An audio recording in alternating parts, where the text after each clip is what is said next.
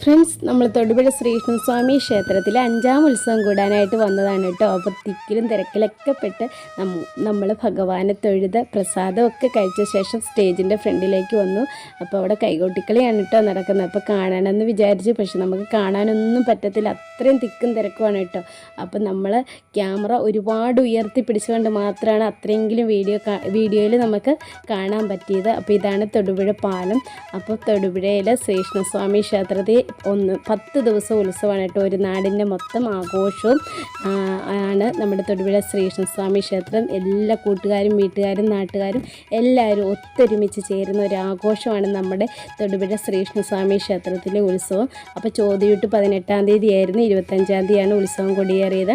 ഇത്തവണ നമ്മുടെ MG ശ്രീകുമാർ സാറിൻ്റെ ഭക്തിഗാനമേളയും നവ്യ നായരുടെ നൃത്തവും ഉണ്ട് പ്രധാനമായിട്ടുള്ള പരിപാടി. പിന്നെ എല്ലാ ദിവസവും പരിപാടികളുണ്ട് കേട്ടോ. ചെറിയ ചെറിയ ഗാനമേളകൾ, പാട്ട്, ഡാൻസ്, അങ്ങനെ വേണ്ടുന്ന എല്ലാവിധ പ്രോഗ്രാമുകളും ഇവിടെയുണ്ട്. അപ്പം നമ്മൾ കുറച്ച് നേരം കൈകൊട്ടിക്കളിയൊക്കെ കണ്ടു കേട്ടോ. അതിനുശേഷം നമ്മൾ അമ്പലത്തിൽ നിന്ന് സ്റ്റേജൊക്കെ ഒന്ന് കാണിച്ചു കൊടുക്കമ്മേന്ന് പറഞ്ഞു അവന്തു. അപ്പോൾ അതൊക്കെ കാണിച്ചു തരാം കേട്ടോ. അപ്പോൾ നമ്മളുടെ വീട് ഇവിടെ അടുത്താണ്, തൊടുപുഴ ശ്രീകൃഷ്ണസ്വാമി ക്ഷേത്രത്തിൻ്റെ അടുത്താണ്. അപ്പോൾ നമുക്ക് നടന്ന് വരാവുന്ന ദൂരമേ ഉള്ളൂ കേട്ടോ. നമ്മൾ ചെറുപ്പം മുതലേ വരുന്ന ഒരു അമ്പലമാണ് തൊടുപുഴ ശ്രീകൃഷ്ണസ്വാമി ക്ഷേത്രം. അപ്പോൾ അവിടുത്തെ നല്ല മധുരമുള്ള ഓർമ്മകളാണ് എനിക്കിപ്പോൾ ഓർമ്മ വരുന്നത് കേട്ടോ. ഞാനൊക്കെ ചെറുതായിരുന്ന സമയത്ത് തൊടുപുഴ പാലത്തിൻ്റെ അവിടെ നിന്നായിരുന്നു ക്യൂവ്. അതിൽ നിന്ന് നമ്മൾ ഭഗവാനെ കണ്ട് തൊഴുത് പ്രസാദോട്ടിന് വരുമ്പോൾ കിട്ടുന്ന ആ മാമ്പഴപ്പുളിശ്ശേരിയുടെ ടേസ്റ്റ് എനിക്കൊരിക്കലും മറക്കാൻ പറ്റാത്ത ഒന്നാണ് കേട്ടോ.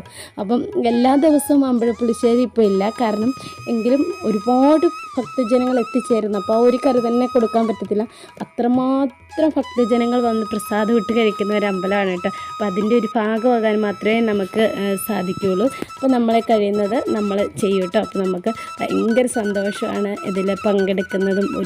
ഒരുപാട് സന്തോഷമാണ് കേട്ടോ. ഭഗവാനെ കാണുക, തൊഴുക എന്നൊക്കെ പറയുന്നത് ഭയങ്കര സന്തോഷമാണ്.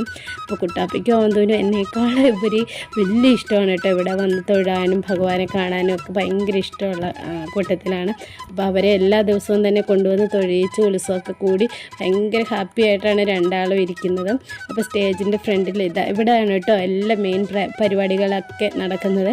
അപ്പോൾ ഇതാണ് നമ്മുടെ കൊടിമരമൊക്കെ. ഇവിടെ ഇപ്പം എഴുന്നള്ളത്തൊക്കെ കഴിഞ്ഞ് പോയതേ ഉള്ളൂ. അപ്പം അതിനുശേഷം പുറത്തേക്ക് വന്നു കഴിഞ്ഞാൽ നമ്മുടെ ഭഗവാനെ ഇവിടെ കാണാം കേട്ടോ. എല്ലാ കൂട്ടുകാരും കണ്ട് തൊഴുതോളൂ കേട്ടോ.